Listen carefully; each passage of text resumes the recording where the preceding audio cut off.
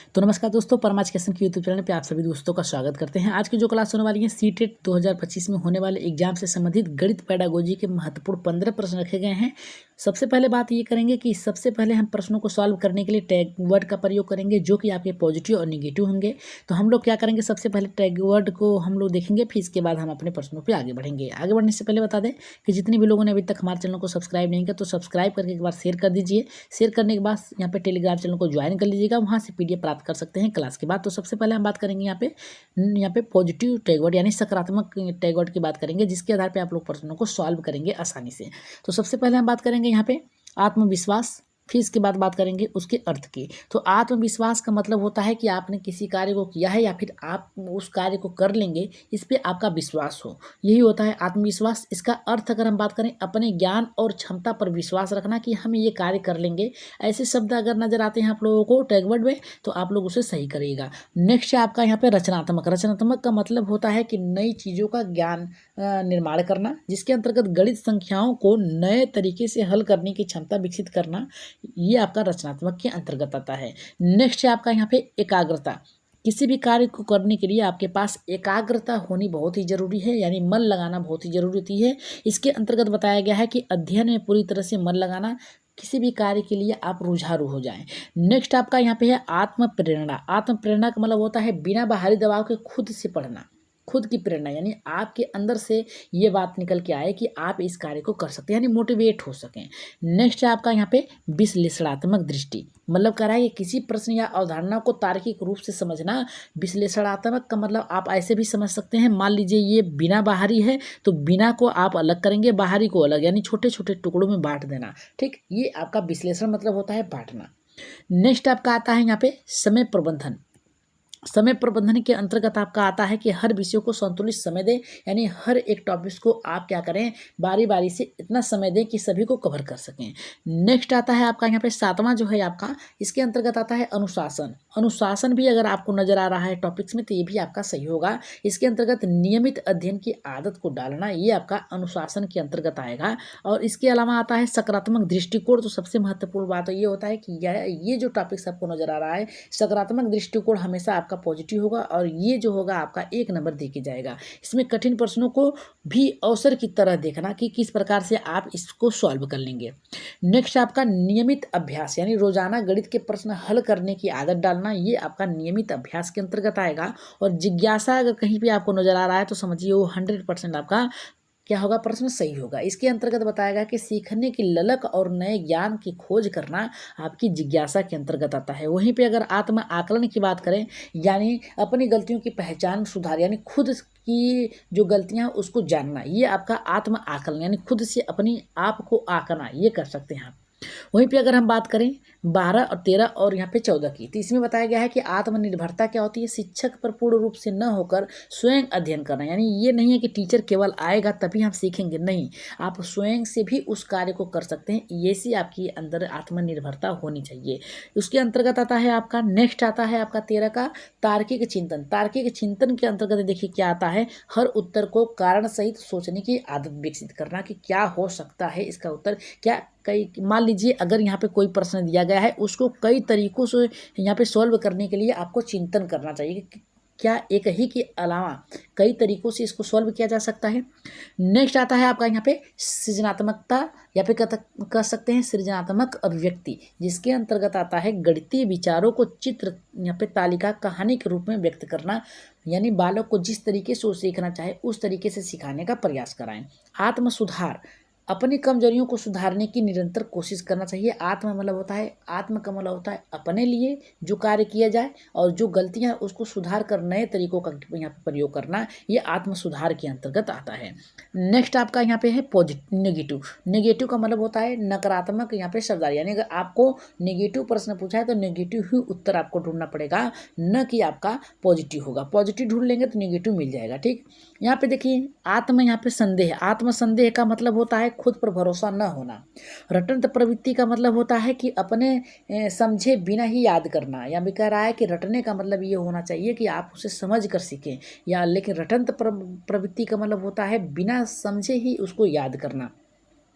विलंब प्रति यहाँ पे प्रवृत्ति यानी कार्यों को टालना। याद रखिएगा, हर एक टॉपिक्स आपको बहुत ही अच्छे तरीके से समझना होगा, क्योंकि एग्जाम में आप लोग यही छोटे छोटे पॉइंट का प्रयोग करके अच्छे स्कोर साबित कर सकते हैं। कम से कम यहाँ पे 100% कर सकते हैं। यहाँ पे 100 यहाँ पे ध्यान भटकना यानी पढ़ाई के समय अन्य चीज़ों को उलझना, या जैसे आप पढ़ रहे हैं मोबाइल पे ध्यान होगा तो आप लोग मोबाइल साइड में रख सकते हैं पढ़ते समय की बर्बादी करा, सोशल मीडिया या अनावश्यक चीज़ों से समय को बर्बाद ना करें। पहले एक समय में क्या होता था कि देखते थे बच्चे बहुत ही मन लगाकर पढ़ते थे और बहुत ही बेहतर तरीके से पढ़ते थे। मोबाइल उस समय नहीं थी, लेकिन फिर भी वो क्या करते थे, उच्च रैंक की कोटि को प्राप्त करते थे। यहाँ पे कह रहा है कि अनुशासनहीनता यानी पढ़ाई का कोई नियमित क्रम न होना, ये यहाँ पे हीनता की भावना को उत्पन्न करता है। आत्म आलोचना की बात कर रहा है, इसमें हर गलती पर खुद को दोष देना। सुधीरता की बात कर रहा है, परिणाम जल्दी पाने की इच्छा रखना। तुलना की प्रवृत्ति की बात कर रहा है, दूसरों से अपनी तुलना करना कि हम कैसे हैं। यहाँ पे कह रहा है कि आत्मसंतुष्टि कह रहा है, थोड़े ज्ञान से ही संतुष्ट हो जाना। देखिए ये सब निगेटिव है। नकारात्मक सोच, आप मुझे नहीं हो सकता ऐसी भावना कर सकते हैं, यहाँ पे मुझसे ये गणित सॉल्व नहीं होगी ऐसी भावना विकसित। यहाँ पे कह रहा है अभ्यास की कमी, सवालों को बार बार न दोहराना, ये आपका अभ्यास का कमी होगा। जितना आप चीज़ को डरेंगे उतना ही आप उससे दूर भागेंगे। इससे बचने का सबसे अच्छा उपाय ये है कि आप उसकी गहन शक्तियों को यहाँ पे देखें या फिर कह सकते हैं अभ्यास करें, जिससे आप उसे उसमें निपुण हो सकें। जटिलता का डर यानी कठिन यहाँ पे गणितीय प्रश्नों से घबरा जाना, ये ऐसा नहीं होना चाहिए। आपको उसे देखकर सॉल्व करने का प्रयास करना चाहिए। गलत रणनीति, विषय को गलत दिशा में पढ़ाना, ये गलत होगा। निराशा, असफलता के प्रयास छोड़ देना, ये भी याद रखेगा। सफलता के प्रयास को छोड़कर असफलता पे पहुंचना। तो शुरू करते हैं आज के पहले प्रश्न से। याद रखिएगा 15 प्रश्न यहाँ पे शामिल किए गए हैं। कितने प्रश्न शामिल किए गए हैं? 15 प्रश्न शामिल किए गए हैं। टारगेट आप लोगों का 12 प्रश्नों का होगा आज की क्लास से। टैगवर्ड का प्रयोग करके प्रश्नों को सॉल्व करिएगा। तो शुरू करते हैं आज के पहले प्रश्न से। ये प्रश्न पूछा गया है 2011 में। ये रिपीट प्रश्न, जितने रिपीट प्रश्न उन्हीं को रखा गया है। रिपीट प्रश्न ही केवल हैं, कितनी बार रिपीट हुए हैं उनको यहाँ पे शामिल किया गया है। तो 2011 में ये सीटेट का जनवरी का पेपर है। इसमें पूछा गया है गणित सीखने का सर्वोत्तम तरीका क्या होता है। सूत्र को रटना नेगेटिव है, आपने अभी यहाँ पे देखा। प्रयोगों और गतिविधियों से समझना एकदम सही है। केवल शिक्षक की व्याख्या सुनना, केवल यहाँ पे जो नेगेटिव पॉइंट है इसे गलत कर दीजिएगा।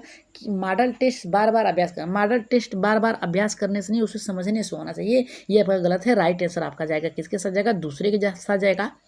तो यहाँ पे बताया गया है गणित क्रियात्मक विषय, प्रयोगात्मक एवं गतिविधि आधारित शिक्षण से बच्चे स्वयं अनुभव करके संकल्पना विकसित करते हैं। तो ये दूसरा प्रश्न आपका है। ये प्रश्न है सीटेट सितंबर 2012 का प्रश्न है। ये भी रिपीट प्रश्न है, कई बार पूछे गए हैं।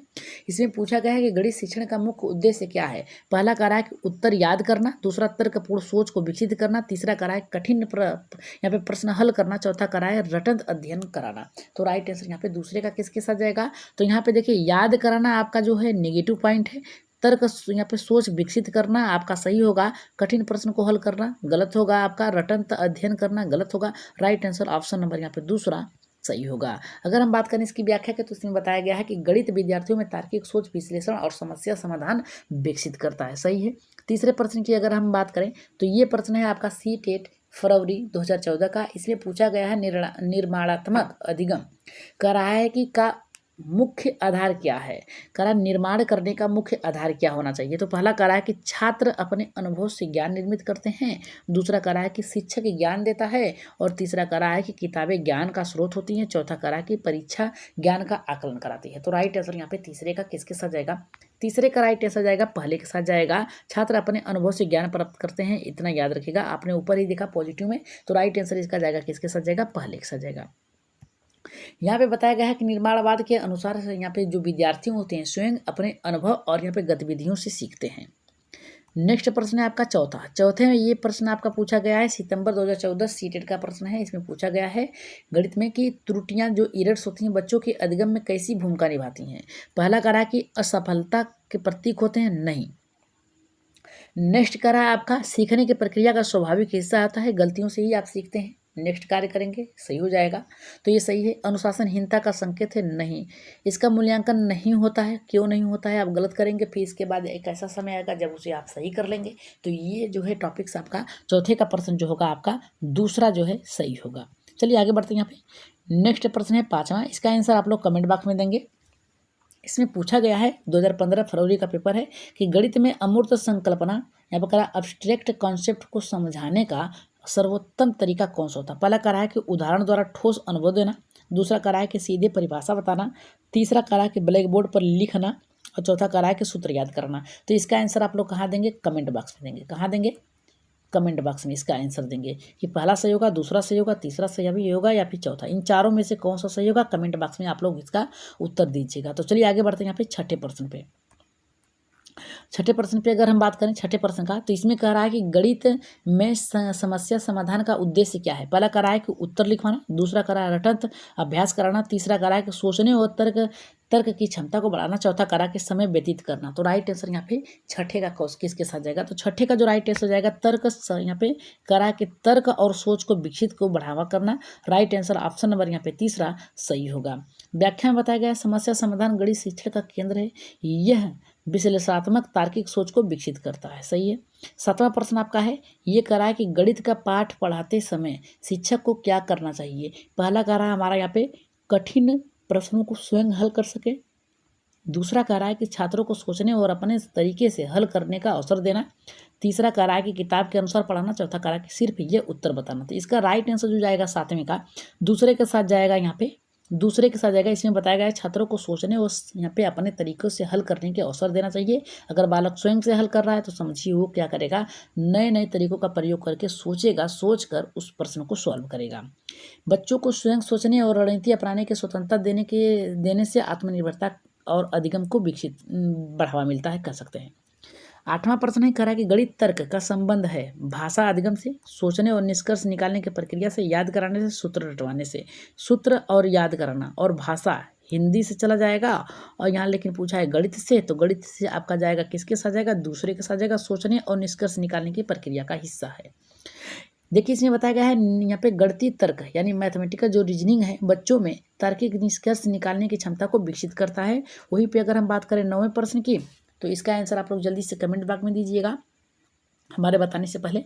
यहाँ पे कह रहा है कि बाल केंद्रित शिक्षण में शिक्षक की भूमिका क्या होनी चाहिए? ज्ञान प्रदाता की होनी चाहिए, मार्गदर्शक और सहायक के, नियंत्रक की, और यहाँ पे परीक्षक की। तो आप लोगों ने ऊपर ही पढ़ा था मार्गदर्शक के रूप में होनी चाहिए। राइट आंसर आपका ऑप्शन नंबर यहाँ पे किसके साथ जाएगा? दूसरे के साथ जाएगा। बाल केंद्रित शिक्षा में शिक्षक यहाँ पे जो है यहाँ पे फैसिलिटेटर यानी कह सकते हैं यानी सहायता के रूप में होनी चाहिए। विद्यार्थी को अनुभव का अधिगम को सहायता प्रदान कराता है। 10वें प्रश्न की अगर बात करें तो इसमें पूछा है आपका गणित शिक्षण में ब्लैक बोर्ड का उपयोग सर्वाधिक प्रभावी होता है कब? पहला कह रहा है कि जब शिक्षार्थी लगातार लिखने की कोशिश करते हैं, दूसरा जब शिक्षक छात्रों से उसकी भागीदारी करने दें, और तीसरा कह रहा है जब केवल सूत्र लिखवाना हो, चौथा कह रहा है जब उस पर शिक्षक की लिखावट सुंदर हो। तो राइट आंसर यहाँ पे किसके साथ जाएगा? 10वें का। देखिए इसका राइट आंसर जाएगा आपका जब शिक्षक छात्रों की उसकी भागीदारी करने दे। तो राइट आंसर यहाँ पे ऑप्शन यहाँ पे दूसरा सही होगा।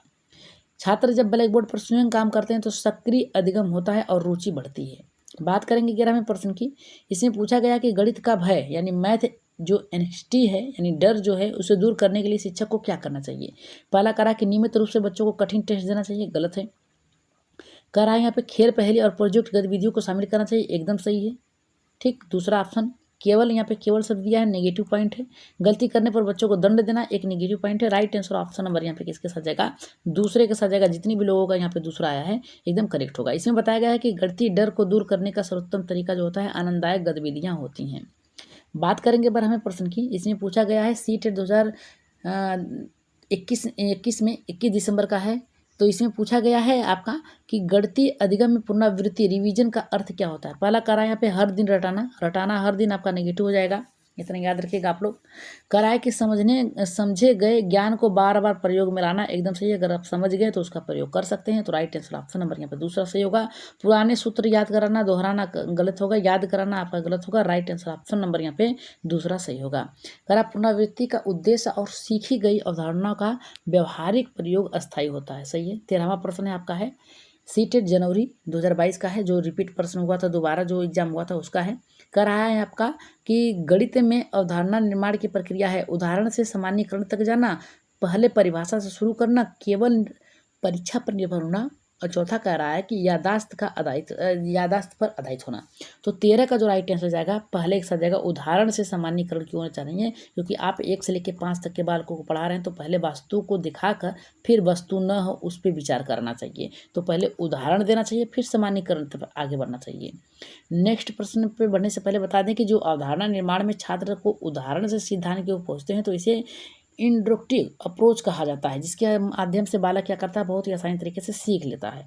सीटेट दिसंबर 2022 का पेपर है आकृति पहचान, यानी कह रहा है कि शेप जो रिकॉर्डिंग है उसको पहचानने के कि किस स्तर पर दिखाई देनी चाहिए। तो पहला कह रहा है कि प्राथमिक स्तर पर यानी 1 से लेकर 5 तक, उच्च प्राथमिक 6 से लेकर 8 तक, माध्यमिक यानी कह रहा है कि 9 से लेकर 12 तक, फिर कह रहा है केवल गणितीय विशेषों के गलत। राइट आंसर यहाँ पे किसके साथ जाएगा, आपका 14 का जो राइट आंसर जाएगा पहले प्राथमिक स्तर से ही शुरू करनी चाहिए, राइट आंसर पहले के साथ जाएगा।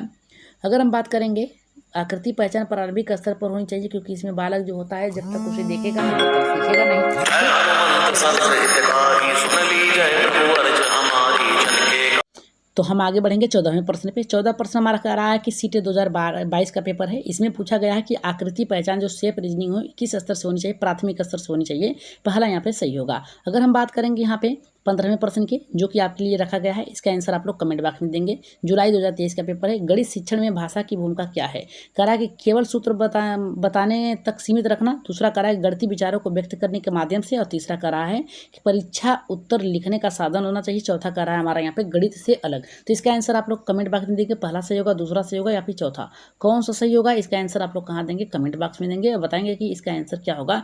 अगर आज की क्लास बेहतर लगी हो तो एक बार लाइक शेयर सब्सक्राइब जरूर करिएगा और बताइएगा कि आज की क्लास आप लोगों को कैसी लगी।